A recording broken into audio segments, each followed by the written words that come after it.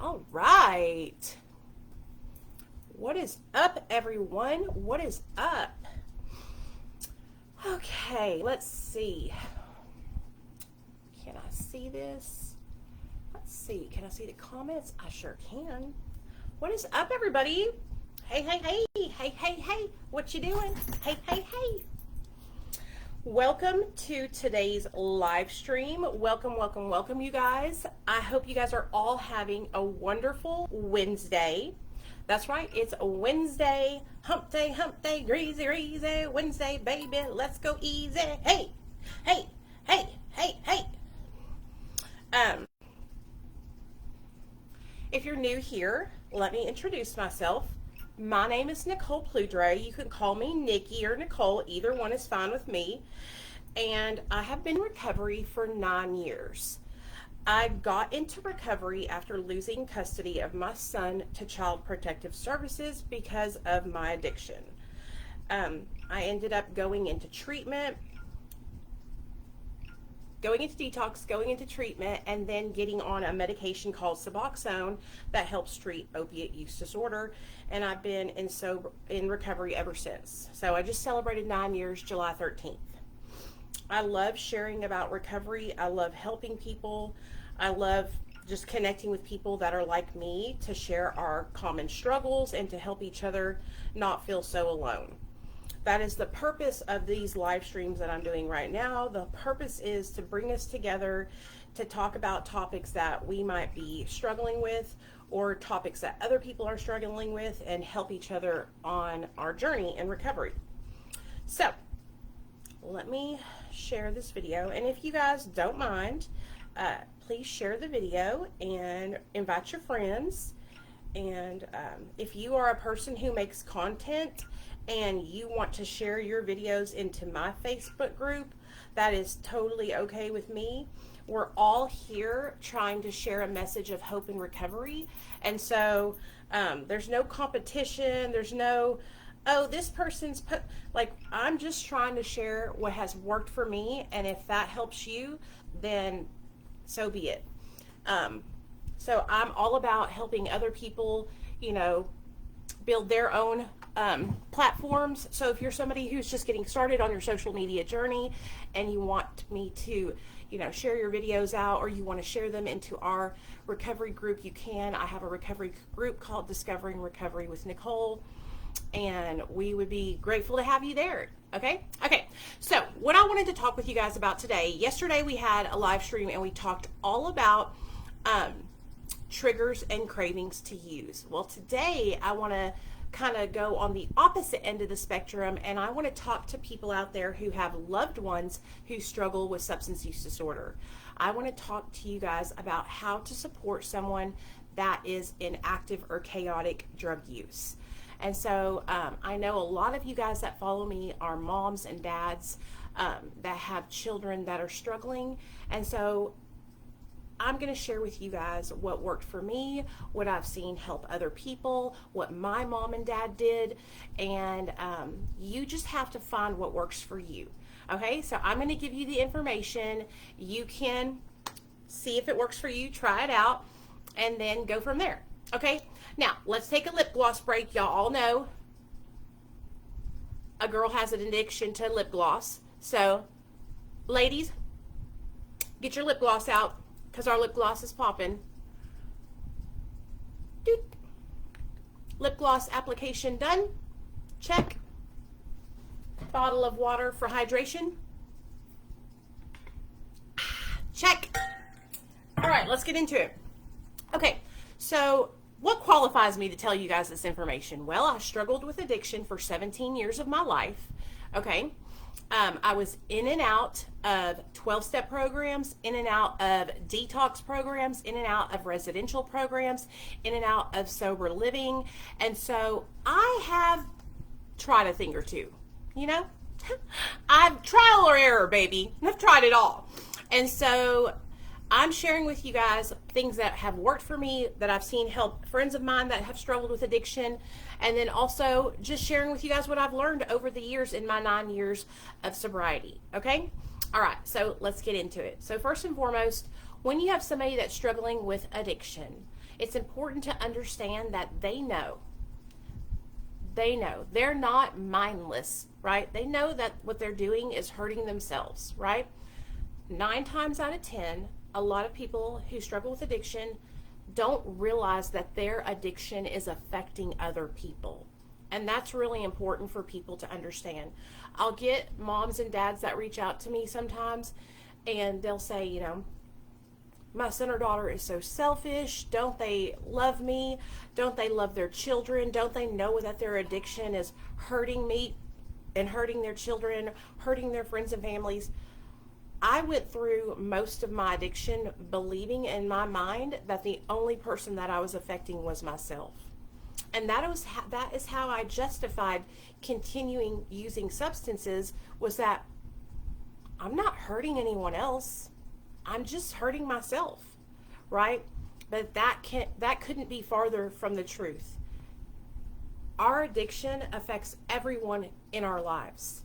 It touches every person, because those people have to sit there and watch us silently killing ourselves with substances, And so I think it's important for people to understand that a lot of the times we are just thinking that we are only hurting ourselves. Hey, what's up, Buck? Love you, man.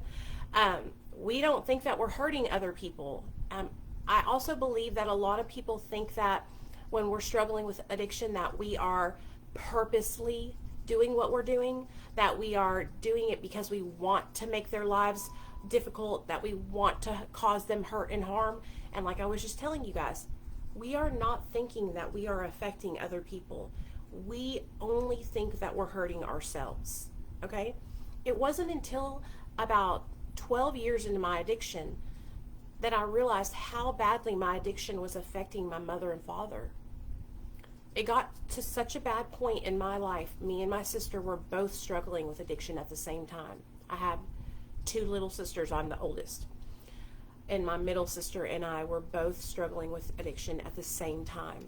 It got so bad for my mom and dad at one point that they moved to another state. They moved to New York, where my dad's mother lived, to go be there and to get away from the chaos that me and my sister were bringing into their life, because my poor father was going to have a heart attack. He was so worried about me and my sister. Now you're probably saying, like, well, why didn't they help you? I think it's also important for families and friends to understand that a person who's struggling with drug addiction has to get to a certain point in their life where they actually become aware that their substance use is hurting themselves and hurting others. And also they have to get to a point where they've used and it's no longer enjoyable for them. So the only thing that they're holding on to is not wanting to be sick or trying to escape the reality that they have created for themselves because they have drove their life into the ground. So a lot of the times you want to help your loved one, but they're not in a place to accept help yet. So what do? How do you help someone who's not ready for help? Well, you still can help them, and there's things that you can do to support them while they're going through their addiction. I want people to hear me when I say this. Giving your loved one food is not enabling. Allowing your son or daughter to come home and take a shower because they haven't taken a shower in a week because they're living homeless on the streets is not enabling. Okay? Helping your child not die homeless on the streets is not enabling, okay?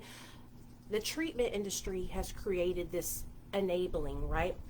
And because they want you to turn your back on your loved one, because they want you to believe that turning your back on your loved one is going to force them into a rock bottom faster. That's not true. Every person gets to that point in their life where they're tired, they're sick and tired of being sick and tired, when it's time for them to get to that point. You can't make it go faster or slower. But what you can do is let your loved one know that you're there for them and that when they are ready to reach out and get help, that you've already got resources on deck. So if you have someone in your life that's struggling with addiction, this is the number one thing I would start doing. I would reach out to any and all treatment programs that are longer than 30 days.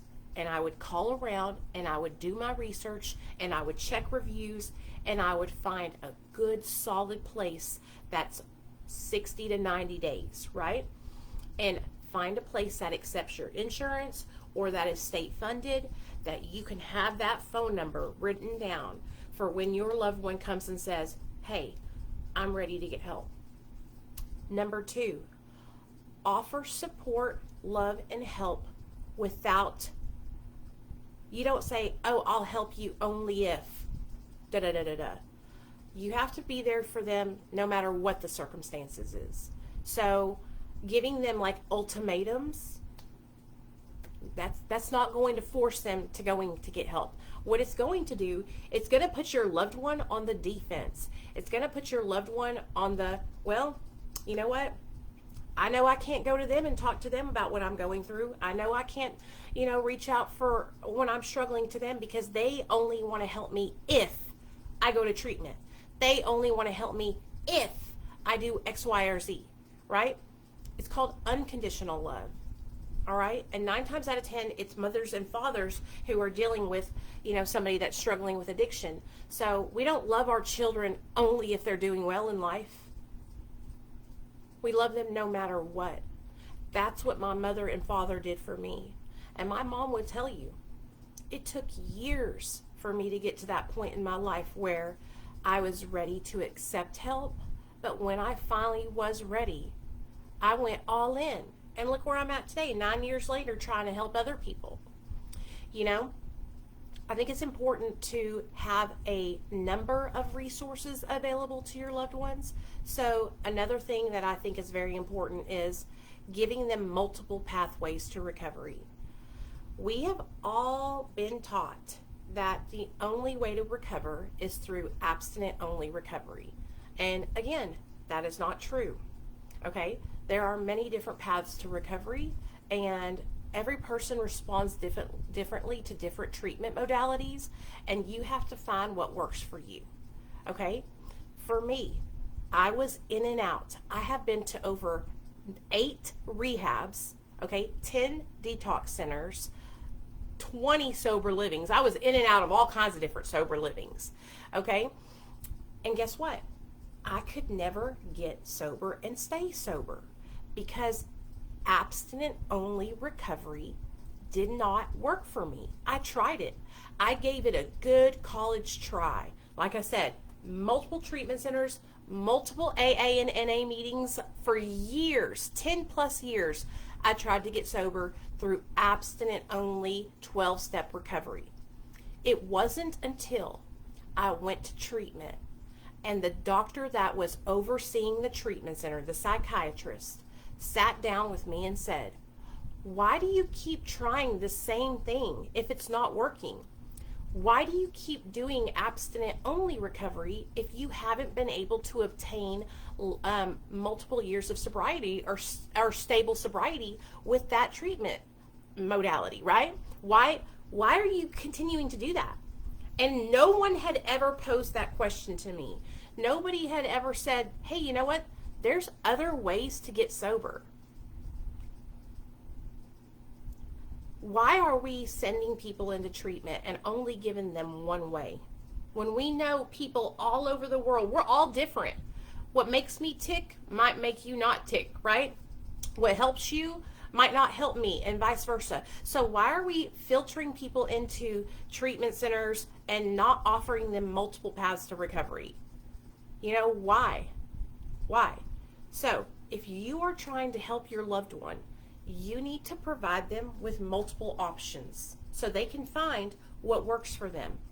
If you have been trying to help your loved one and they have been in and out of treatment, abstinent-only 12-step recovery treatment, and you are noticing a pattern that it's not working for them, offer them another path. Look into MAT services. Look into long-term treatment, right? Like I said, 60, 90, 6 months, okay? Because these are the things that people need. Look into therapy services. A person could go to detox and then start doing therapy every week, once a week, meeting with a therapist, and that's how they could heal, right? There's not just one way to recover. For me, getting on medication assisted treatment, it saved my life. That is why you will never see me talking negatively about it, no matter what. Sure, there's some side effects that I don't necessarily like, and sometimes it's really hard to share about it because a lot of people judge me. But I realize that the reason people pass judgment is because they were only taught one way. They were only taught one way. That was my experience as well. I was only ever given one option. I think it's completely wrong and unethical to only set someone up with one path to choose from. You're setting them up for failure by not giving them multiple treatment options. Okay? So, number one, we talked about supporting and loving our loved one where they're at with no judgment, no terms, right? I will only support you if X, Y, Z. We are talking about unconditional love and support. Number two, we talked about loving our loved one, buying them food, letting them take showers, supporting them when we know that they're out there hurting is not enabling them. Okay, we know that allowing someone to take a shower isn't going to keep them out in their addiction longer. And we know that not allowing them to have a hot plate of food isn't going to catapult them to rock bottom to where they change their lives automatically. It's about doing things that you can live with, because what if you didn't bring your loved one that hot plate of food and the next day they overdosed and died? How would you feel then? Would you think differently? There's many people that will watch this video who have lost a loved one to the disease of addiction. And they will comment on this video and they will say, I wish I had called them. I wish I had reached out to them. I wish I had let them come over and take a shower. I wish I had drove them to the food stamp office to get set up on food stamps. I wish I had fixed them a hot plate of food, because now they're no longer here. I get a lot of messages from people who completely 100% did not support medication-assisted treatment for opiate use disorder, and their loved ones died from fentanyl overdoses, and now they wish that they had encouraged their loved one to get on Suboxone or methadone, because if they had, their loved one might still be here. This is why it's so important to provide multiple resources, multiple pathways, not one way or the highway style recovery. Another really important thing when you're supporting and loving someone that struggles with addiction, you guys, is to encourage harm reduction. What do I mean by harm reduction? I mean the 1-800 number, the never use alone number. Provide your loved one with that number, because all it takes is one time. One pill can kill. If somebody is going to use, they're going to use no matter what. Providing them with that phone number to help them in case that they do have an overdose and nobody's around them could be the difference between them living or dying. Okay? Encouraging your loved one to go to safe syringe sites and get syringes that are clean utensils so they don't contract hepatitis C or HIV or pass it along to somebody else is really important. Providing them with these life-saving tools is not encouraging them to stay in addiction longer. It's helping them not spread infectious diseases or catch infectious diseases. People need to step out of the box that they've been taught about recovery and start looking at it through a totally different lens, because what has been being done for all these years is not working. If it was working, we wouldn't see people dying still. Okay, hold on, guys. I see y'all's comments. Let me see what y'all are saying, okay? Hey, Eric. Thanks, baby. No, Aaron, I wasn't talking about that, but that could be something we could talk about in the future. I would agree with what you're saying. 30-day programs are kind of silly in my opinion. If all the conditions for support and help outside of treatment aren't there, 30 days is barely sober. I didn't start to feel normal until 6 months. 6-month programs that have the option for reintegration, additional 3 months of work program to reintegrate. Yes, absolutely. All around, a total like encompassing. Yes, absolutely. Wellbutrin and naltrexone has finally given me relief for meth abuse. Hey, Eric, that's what I used to take for my, that's what, I was on Wellbutrin as well, and naltrexone. Suboxone 100% got me clean. I didn't even know it was looked down on until I kept going to NA meetings and listening to some NA Nazis. Bree, say that again for the people in the back. Honey, I know how you feel. That's how this channel got started. That's how I started what we're doing right now. It got started because I started sharing my story on Facebook, and I was talking about being in recovery on Suboxone, and people threw me out of their groups. People made fun of me. People told me I might as well be on heroin, that I was not in recovery, and they shamed me. The very people that I was looking to for love and support, the people that I needed, my peers, to be able to lean on, were passing judgment on me because my recovery didn't look like their recovery. Okay?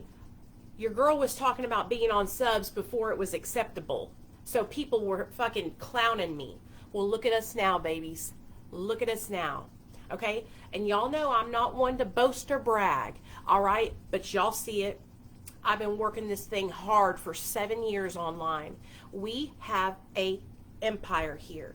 An empire of addicts and alcoholics who support people where they're at with no judgment. That is what is needed in this industry. That is what is needed in the recovery space. Okay? We don't need our peers looking down on us because they don't think we did it the way they did it. And 9 times out of 10, when somebody else is judging you because you're on Suboxone or you're on methadone or you take medication like naltrexone and Wellbutrin for meth abuse, or you're on Adderall because you have ADHD and underlying mental health condition, right? When these people are looking down on you, 9 times out of 10, it is because they feel slighted. They feel like you're taking the easy way out. They feel like you're not doing it the way it's supposed to be done. Well, honey, who died and made you the motherfucking kingdom or queen of motherfucking sobriety? Nobody. Last time I checked, we all bleed red and we're all the motherfucking same. So that's why I kept on moving. I kept on sharing my testimony. And I didn't want to get off on a tangent about Matt recovery, but it's really important for those of you guys who have loved ones who are specifically struggling with opiate use disorder to understand how important it is to provide your loved one with these multiple resources. Okay? Allow them to choose. All right? Allow them to choose their pathway. But they need to know that you accept it and that you support it. Because you know how many people reach out to me that are on Suboxone and methadone, and their moms and dads don't support them. Their parents don't think that they're in recovery, and they say it to them every day. They bring it up every day. When are you going to get off that? When are you going to get off that? Let me tell you a story about what happened to a young lady that I was friends with about 4 years ago. She kept going to AA meetings, right? And she would raise her hand to share, and because she wanted to be honest, she let everyone know in the AA meeting that she was on MAT. They banned her from being able to speak and share in the meetings. She goes home and she talks to her mom and dad about it, and her parents are like, well, you know, you don't need to be on that anyway. Can't you really be sober? Like, and they would bring it up constantly. Every time she would come over for dinner or go to a holiday event, her and her parents and her brothers and sisters would say, aren't you going to get off that? And she was 100% sober, thriving, got a full-time job, was helping others, doing so well. Well, the pressure and the judgment, it just got to her, and she jumped off cold turkey, and she couldn't handle it. And she went out and she got fentanyl, and she died. She died. And now her family reached out to me, and they say that they wish they had never said those things to her, because if they hadn't, she would still be here with us today. And that's the fucking truth of the matter. You know, just because something is different than what you have been told doesn't mean it's not right. Okay?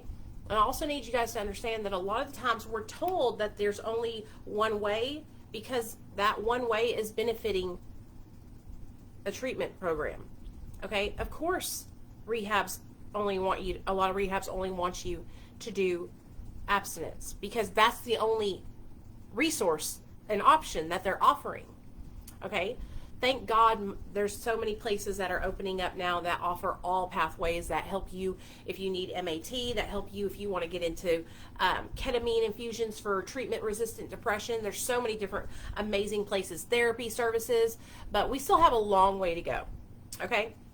So that was number 3. It's really important to provide your loved one with multiple choices, right? There's no one way or the highway style recovery. All right.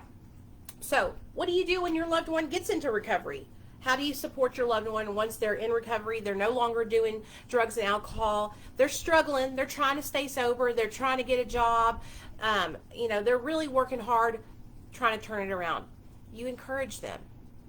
One thing that I see people doing a lot is like bringing up the past, like throwing it in their loved one's face a lot, right? And I get it. You're mad. They hurt you. Their addiction affected you, right? I think that we need to take a step back and give people a chance to like grow and heal. Most of the time after someone gets sober, after they're strong enough and they've been sober for a while, they'll come and make all the things right that they did wrong. And they'll turn that shit around. But they won't just talk about it. Because that's one thing that we've all done for really a lot of years, right? We'll tell you, oh, I'm going to get sober. I'm going to change my life. And then we'll relapse, right?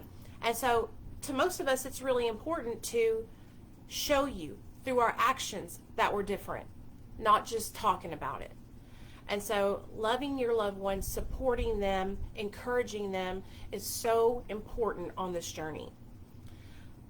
I get a lot of messages of people like reaching out to me about where my loved one needs treatment. Where do I send them? And I really want people to listen to me. You need to do your own research in your city. I don't think it's safe to reach out to people online, strangers online. There's a lot of people who have ulterior motives. There's a lot of people who get paid to put your loved one in the treatment center that they work at. And sometimes because those people are getting a payment, they will be blinded by that. And they will not give your loved one the right treatment they need. Let me explain. When someone is incentivized, paid, to outreach, grab people and put them in their treatment center. Let's say their treatment center doesn't provide MAT services and they have someone who reaches out to them and says, hey, I've been on fentanyl for 20 years. I've tried to get sober through AA and NA. I've been to hundreds of rehabs. Abstinence doesn't work for me. That person is going to pressure your loved one into only coming to their place, because their place only provides abstinence. So therefore, your loved one's really not going to get the care that they need because they are incentivized, the person helping them, through their paycheck to only push your person where they live. This is why it's so important for you to help your loved one find a good place locally to you that you can go and tour, that you can call, that you can check reviews, that you can visit. You can walk down there and visit. You can drive over there and visit. Okay? Because so many times I have seen loved ones shipped off to California, Florida, New York, and then kicked out of the treatment center onto the streets, left high and dry. So, loved ones, if you want to help somebody that's struggling, you need to check locally, do your research, and check reviews, and tour. Go visit that treatment center. And don't call them and tell them you're coming. Just pop in, okay? Do a surprise pop in. That's how you know what's really going on. Okay, I'm trying to find a place for a meeting for all pathways, and I have the book I want to use if I can just find a place. Yeah, Mara, It's called Medication Assisted Recovery Anonymous. I'll put the link in the chat. Hold on.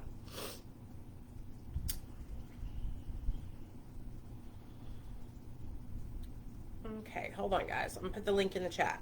Okay? All inclusive recovery meetings. Okay.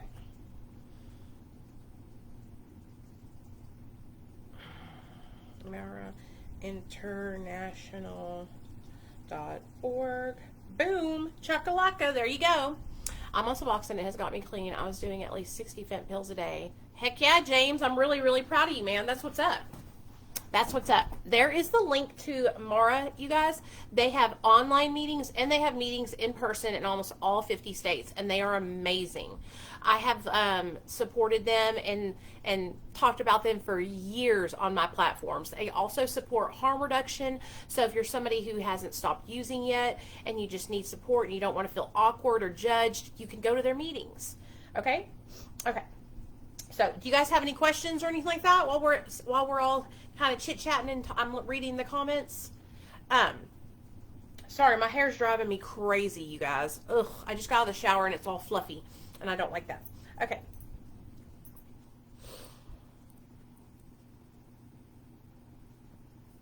I follow 2 moms that have loved ones in recovery over on TikTok. I'm gonna shout them out. So I had one of them on the other day. Her name was Melissa. She came and shared her daughter's story. Her daughter actually ended up passing away from cocaine intoxication. Okay. And then another one of the ladies' names is Brandy, and her daughter is in recovery, pregnant, and on MAT. And both of these mothers advocate for loving and supporting your loved one where they're at, not judging them, right? And it's such a stark difference from the way they used to be. Like Brandy used to be one of those parents who was like, don't enable the addict, and now her content that she makes over on TikTok is like so different, and it's beautiful. It's beautiful to see people change their perspective and grow, you know. If this whole like I said it before, if tough love worked, we wouldn't be in the position that we're in with so many people dying. Okay?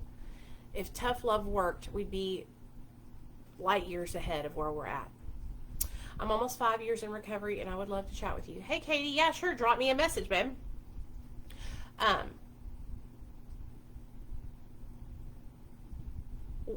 Brandy says, do what you can live with. And so if you have a loved one that's struggling with substance use disorder,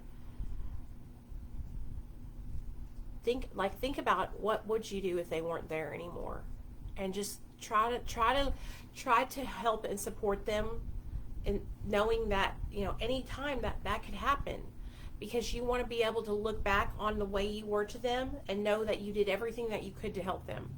Oh, that's what I wanted to do. I wanted to share with you guys how my parents were.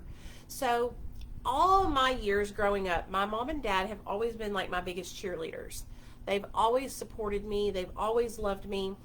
But they had boundaries, okay? And I think it's important for everyone that's here to understand. I'm not saying that you can't set healthy boundaries. I'm not saying that you have to allow your loved one into your home if that's not something you're comfortable with. What I'm saying is, do what you're comfortable with and support people where they're at. Tough love is a way of the past, and it's not working for people. So meeting your loved one where they're at, supporting them unconditionally, is going to be the difference, right? My mom and dad set healthy boundaries with me. They said, when you're under the influence, we do not want you coming to the house. Please respect that. And I did. I didn't go to their house while I was under the influence. They allowed me to come visit for holidays or, you know, special occasions. If my mom wanted to see me, she would text me and tell me to come over, you know. But they set those boundaries with me. They would come visit me. They would bring me food. If I needed to take a shower, my mom would let me come over and take a shower. Most of the time I had a place to live, so I would, you know, be okay with that. But they set healthy, strong boundaries with me, and I respected those boundaries, you know? And so when I'm talking about helping your loved one, I don't mean you have to let them walk all over you. That's not what I'm advocating for. I'm just advocating for you meeting them where they're at and not judging them, because they already know. They already know what they're doing. Okay? They know that they're hurting themselves. So I hope you guys enjoyed today's live stream. I like to keep these around the 45 minute mark. If you guys have any questions, feel free to put them in the chat, and I will go through and answer any questions you guys have. A lot of people ask me, do I like recommend a treatment center? I don't recommend any certain places. Okay?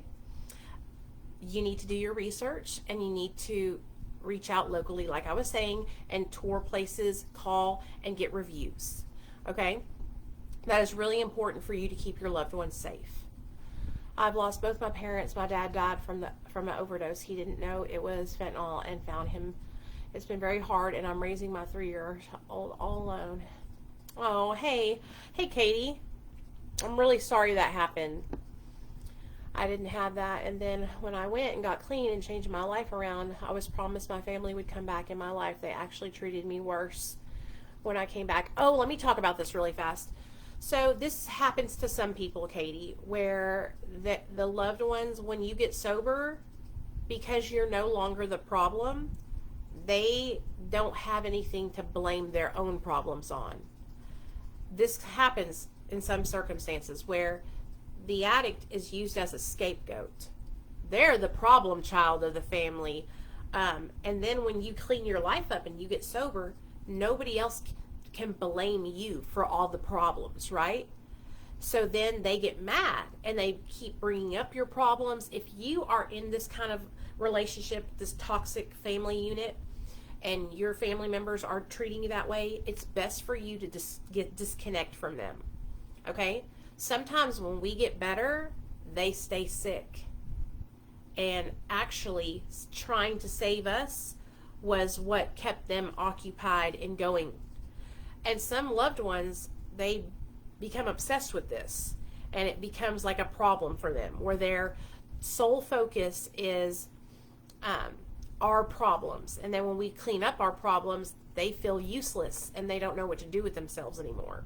So that's why it's important for, if you're a loved one and you have somebody that's struggling with substance use disorder in your life, that you set boundaries and that you have your own life, and that you don't allow their addiction to become your sole focus. You know, I know it can be, it's hard to not fall into that, but it's really, really important, because we need to give the person struggling the ability to come up on their own and be their own person and heal and grow, you know? Hey, Shay.